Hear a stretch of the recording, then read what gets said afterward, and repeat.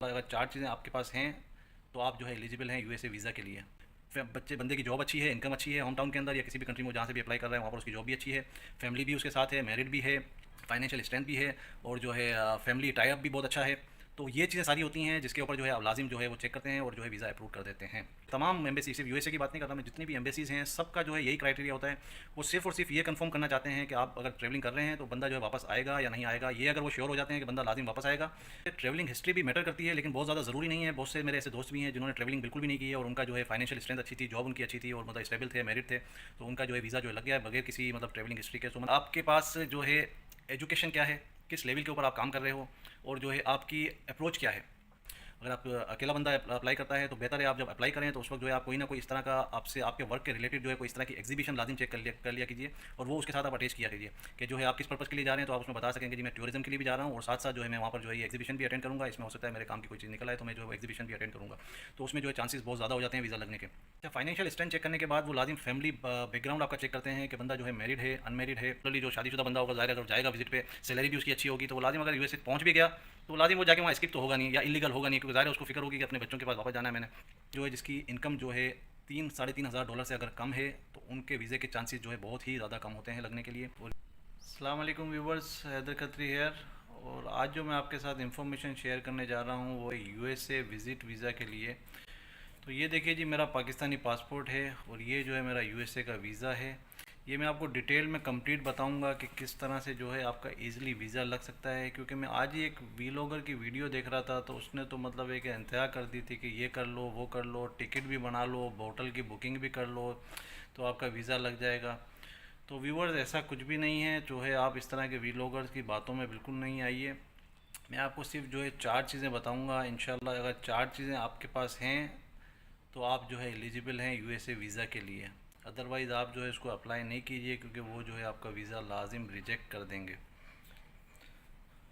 और वीलॉगर्स जो है वो ज़ाहिर है व्यूवरशिप के लिए जो है बहुत सारी चीज़ें जो है आपको फेक चीज़ें बता देते हैं और जो है फिर लोग उसी के पीछे लग जाते हैं और उसी का रट्टा लगाना शुरू कर देते हैं कि इंटरव्यू के अंदर ये पूछेंगे, वो पूछेंगे, ये करेंगे, वो करेंगे। तो आपको ऐसा कुछ करने की ज़रूरत नहीं है। किसी किस्म का कोई डॉक्यूमेंट आपको नहीं चाहिए, किसी किस्म की तैयारी आपको नहीं चाहिए। सिंपल आपके पास जो है ये पासपोर्ट होना चाहिए आपका। जिस वक्त आप वीज़ा इंटरव्यू के लिए जाएंगे या आपके पास आपका ओरिजिनल पासपोर्ट आपके पास होना चाहिए, एक फ़ोटो आपके पास होनी चाहिए और प्लस जो आपका जो फॉर्म, पेमेंट का जो फॉर्म होगा वो जो है आपके पास होना चाहिए। उसके अंदर लिखा हुआ भी होता है कि आप सिर्फ जो है यही डॉक्यूमेंट लेकर आएँ, एक्स्ट्रा डॉक्यूमेंट आपको लाने की ज़रूरत नहीं है। ये क्लियर क्लियर उसके अंदर मेंशन होता है। सो आप भूल जाइए कि आपको टिकट चाहिए, होटल बुकिंग चाहिए, फ़लाना डॉक्यूमेंट चाहिए, बैंक स्टेटमेंट चाहिए। इस तरह की कोई चीज़ आपको नहीं चाहिए होती है यूएसए वीज़ा के लिए। तो मैं आपको बताता चलूँ जी, आप जो है सबसे पहले तो बता देता हूँ जो भी भाई वीज़ा के लिए अप्लाई कर रहा है तो इस वक्त जो है वेटिंग टाइम आ रहा है 1 साल का कम से कम। अगर आप आज जो है पेमेंट करते हैं तो आपको 1 साल बाद की जो है इंटरव्यू डेट मिलेगी। तो ये आप सोच लीजिए कि आप अभी अप्लाई करते हैं तो 1 साल बाद आपकी क्या मतलब एक स्ट्रेंथ होगी। अच्छा जी व्यूअर्स, वीज़ा जो है क्या इनकी जो है क्राइटेरिया क्या है वीज़ा लगाने का। जो मतलब इमिग्रेशन ऑफिसर जो है वो क्या चीज़ जो है आपकी चेक करता है और उसकी बेस पे जो है वीज़ा जो है रिजेक्ट करता है या फिर अप्रूव कर देता है। सबसे पहले ये चेक करते हैं कि आपकी इनकम जो है क्या है और इनकम के अंदर जो है स्टेबिलिटी है या नहीं है। बिलफर्ज आप जॉब अगर कहीं कर रहे हैं तो कितने साल से उस कंपनी के अंदर जॉब कर रहे हैं और आपकी अर्निंग क्या है। या आप बिज़नेस कर रहे हैं तो कितने साल से वो बिज़नेस कर रहे हैं और आपकी इनकम क्या है। तो इसमें मैं बताता चलूँ जो भी भाई जो है जिसकी इनकम जो है 3-3.5 हज़ार डॉलर से अगर कम है तो उनके वीज़े के चांसेस जो है बहुत ही ज़्यादा कम होते हैं लगने के लिए। अगर जिसकी सैलरी जो है या इनकम जो है 3-3.5 हज़ार डॉलर से ज़्यादा हैं तो उनके जो है चांसेस बहुत ज़्यादा हैं, क्योंकि उनको पता है कि अगर बंदा की सैलरी यहाँ पर नहीं है तो लाजिम बंदा यूएसए जब पहुँचेगा तो वहाँ पर जो है ईज़िली जो लेबर की भी सैलरी है वो तकरीबन 2,000-2,500 डॉलर जो है आराम से लेबर वहाँ पर काम करके कमा लेता है। अच्छा, फाइनेंशियल स्ट्रेंथ चेक करने के बाद वो लाजिम फैमिली बैकग्राउंड आपका चेक करते हैं कि बंदा जो है मैरिड है, अनमेरिड है। जैसे बिलफर्ज जो है मैं अपना ही ले लेता हूँ, मैं जैसे यूएई के अंदर हूँ, मेरे पीछे अगर बिलफर्ज मैं वीज़ा लेकर जाता हूँ यूएसए तो वो क्या देखते हैं कि अगर वीज़ा इसको इशू कर देते हैं तो इसके पीछे जो है इसकी फैमिली बैकग्राउंड क्या है।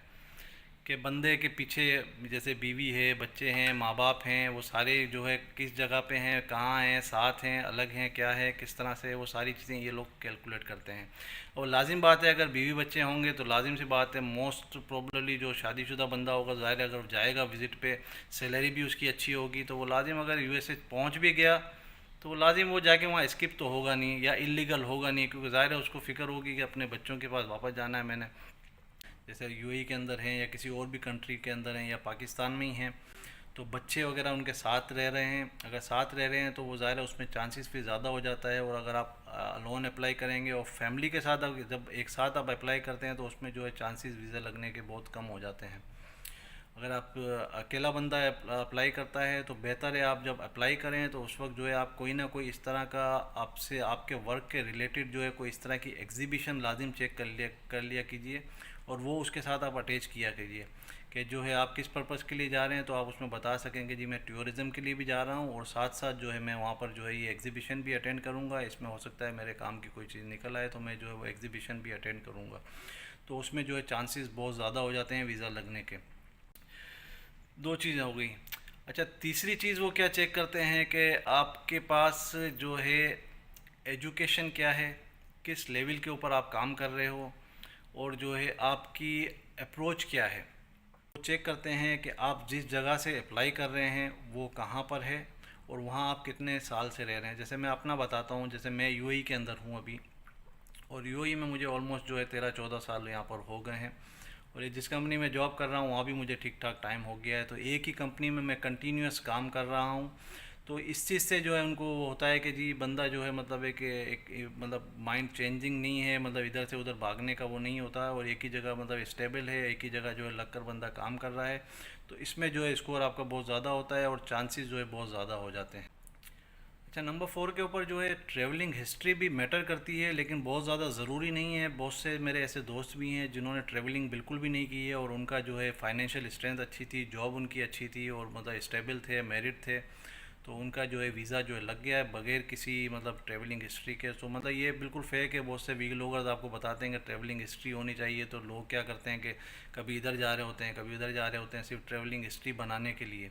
तो ऐसा कोई नहीं है, ट्रैवलिंग हिस्ट्री अगर नहीं भी है तो कोई प्रॉब्लम नहीं है, सिर्फ आप जो है फाइनेंशियली स्ट्रांग होने चाहिए। व्यूवर्स, वीज़ा ऑफिसर जो है उसका सबसे बड़ा जो मकसद होता है वीज़ा की एप्लीकेशन रिव्यू का करने का जो स्टाइल होता है, वो चीज़ देखते क्या हैं, वो सिर्फ़ और सिर्फ एक चीज़ देखते हैं कि जब मैं इसको जब वीज़ा दूंगा तो ये बंदा जो है ट्रेवल करने के बाद, यूएसए जाने के बाद, विज़िट करने के बाद जो है वापस अपने कंट्री आएगा या नहीं आएगा। ये सबसे बड़ा जो है तमाम एम्बेसी, सिर्फ यूएसए की बात नहीं कर रहा मैं, जितनी भी एम्बेसीज़ हैं सबका जो है यही क्राइटेरिया होता है।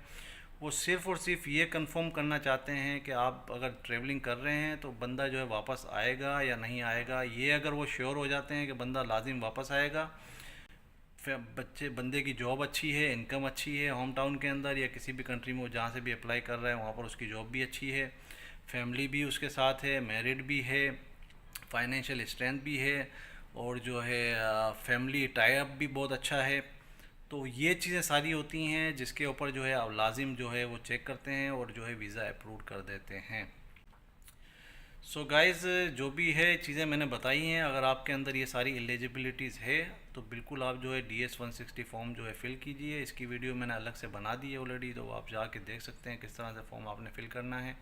$160 जो है इसकी फ़ीस है, वो फ़िल करके आप जो है अपॉइंटमेंट बुक कीजिए। अपॉइंटमेंट आपको 1 साल बाद की मिलेगी। तो जो है बेस्ट ऑफ लक। इंशाल्लाह जो है अगर आप सारी चीज़ें, ये एलिजिबिलिटी है आपके पास, तो इंशाल्लाह जो है आपका वीज़ा लग जाएगा। तो वीडियो को जो है लाइक कर दीजिए, शेयर कर दीजिए और सब्सक्राइब भी कर दीजिए, और दीजिए हैदर खत्री को इजाज़त। अल्लाह हाफिज़, टेक केयर, बाय बाय।